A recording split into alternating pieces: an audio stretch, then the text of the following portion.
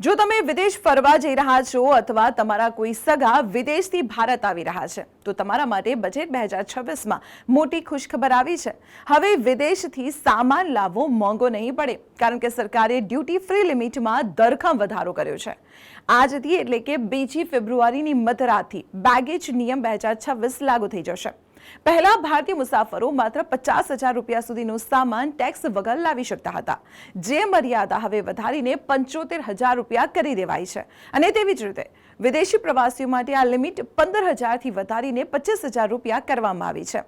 સાથે જો તમે 1 વર્ષથી વધુ સમય સુધી વિદેશમાં રહ્યા છો તો દાગીના લાવવા પર પણ મોટી છૂટ મળશે, જેમાં મહિલા મુસાફરો 40 ગ્રામ સુધીના દાગીના ટેક્સ ફ્રી લાવી શકશે અને પુરુષ મુસાફરો 20 ગ્રામ સુધીના દાગીના ટેક્સ વગર લાવી શકશે। આમાં સોનું, ચાંદી કે પ્લેટિનમનો પણ સમાવેશ થાય છે।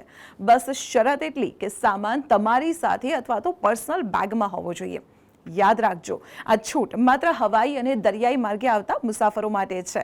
જમીન માર્ગે આવતા પ્રવાસીઓ માટે આ નિયમ અલગ છે। આ નવા નિયમોએ 10 વર્ષ જૂના બેગેજ નિયમ 2016ની જગ્યા લીધી છે।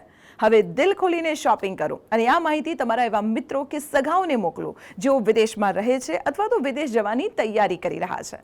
અને આવી જ મહત્વપૂર્ણ અપડેટ્સ માટે જોતા રહો સંદેશ ડિજિટલ।